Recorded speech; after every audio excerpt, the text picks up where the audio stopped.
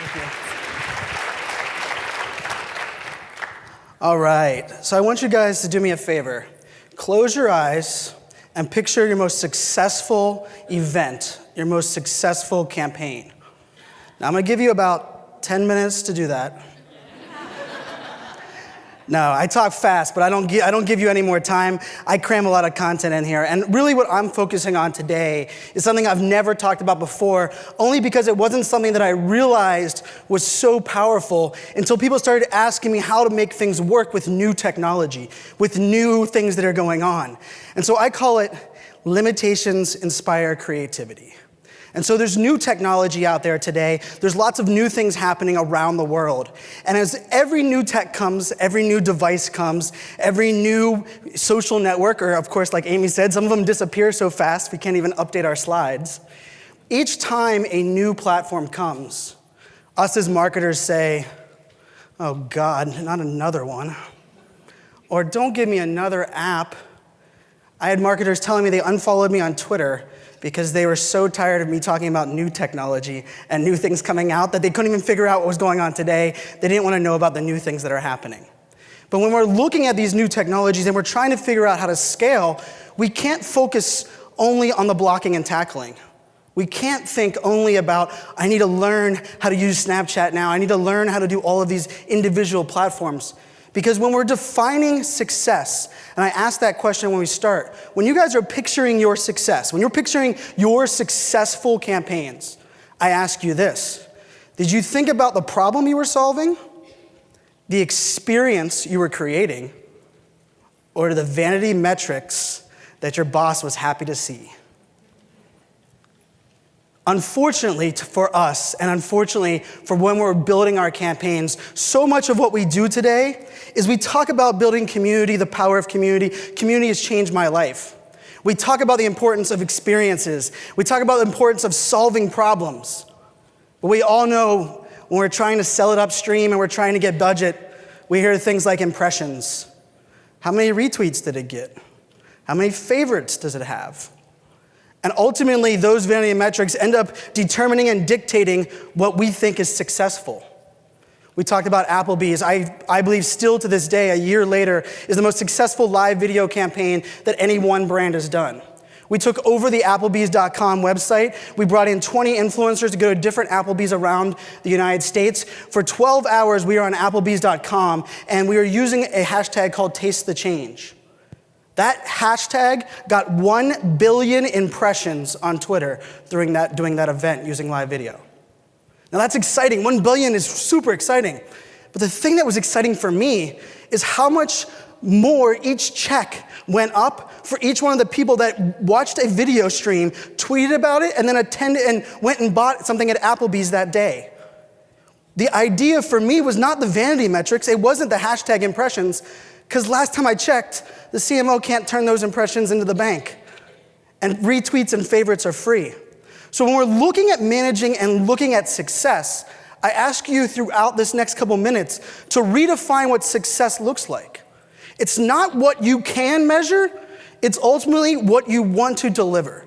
And I believe as we start looking at what we can measure, as we start thinking about how can we define what success is, success should be about the experience. Success should be about empowering your community. Success should be about solving a problem. And how do we do that?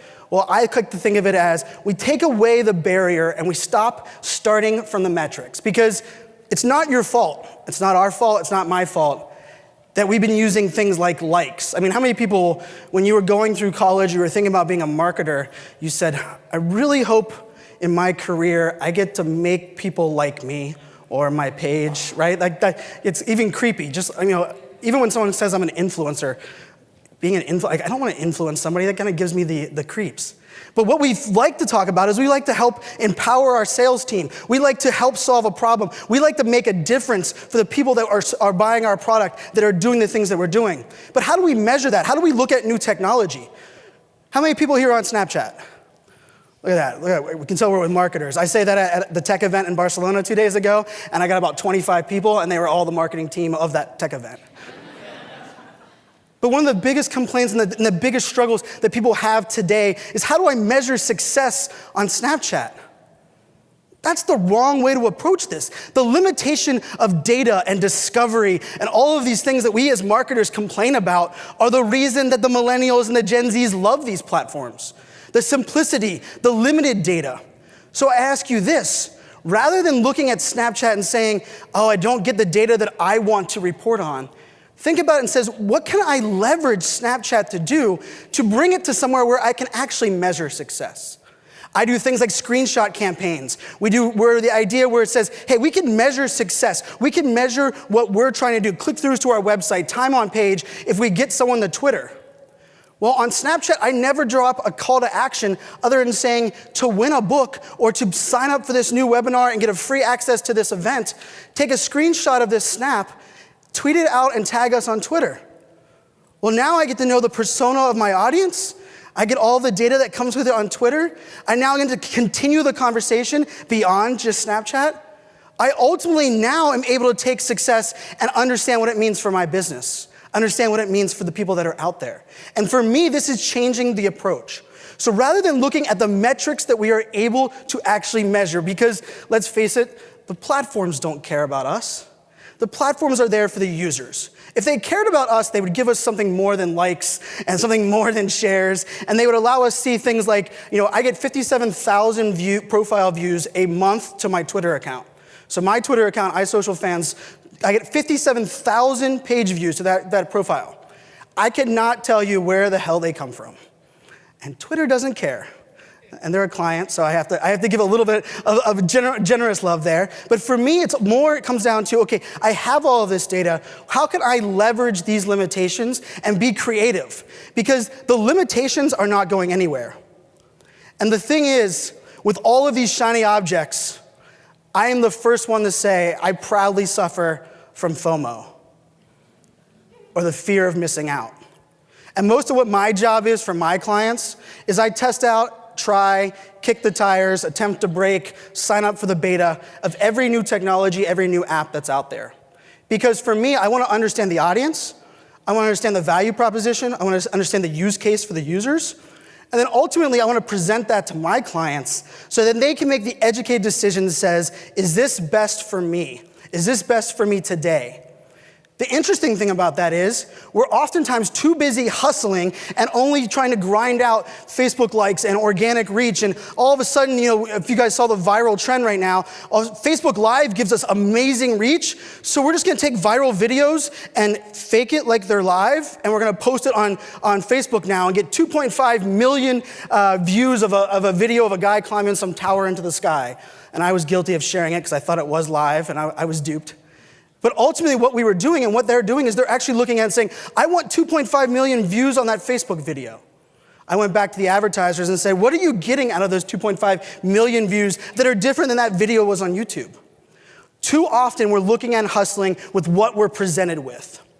And new apps such as Snapchat, such as Facebook Live, such as Periscope, they're embracing keep it simple, stupid. We have so much technology, so many things at our disposal that they no longer are wanting to add 1,000 features. The reason Snapchat is hard for all of us that were not born with an iPhone, now I'm a millennial, I like to say a pager-wearing millennial, because I was born in '81, I did own a pager, I know what a payphone was. My first job was burning Napster CDs in my dorm room. But if you ask, I have a 6-year-old daughter, she went up to the Apple TV and is swiping. She thinks the Apple TV is broke because she can't swipe on the TV. And for those digital natives, for those people that were born and understand, Snapchat is native. It's left, right, swipe up, swipe down, hold down, press. Let me take a 10-second selfie. That is natural because it's simple. It's easy to execute. Did anybody have to go training? Well, I think some of us might have wished we did training on Snapchat. Or Periscope. I don't know if anybody knows this, but the most popular thing to show on your very first Periscope, your feet.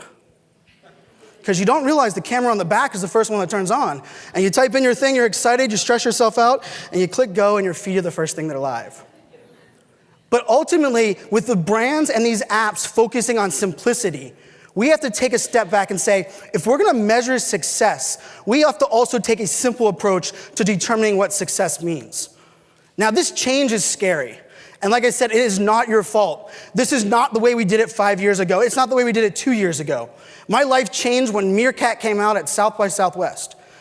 I had no idea that I was doing anything in live video. I've never done video marketing. I have a podcast. My YouTube channel's atrocious. I need to fix that. But for me, what I was able to do was able to find a technology that spoke to me, that allowed me to tell my story with the world. Now, 18 months later, I've done 1,700 live streams myself personally. I've launched 47 Fortune 500 brands onto these live technologies. And for me, this change is exciting. I'm a change evangelist. I love it. It's why I get up in the morning. It's my most exciting thing, other than I love connecting great people with great people to do great shit. But ultimately, for me, I don't look at change as the result of a bunch of bad decisions I made. Rather, the result of all decisions, both good and bad, that allowed me to get to this state and embrace this new focus. So I want you to think about this fact. The election, when President Obama was first elected, there was 100 million people on Facebook.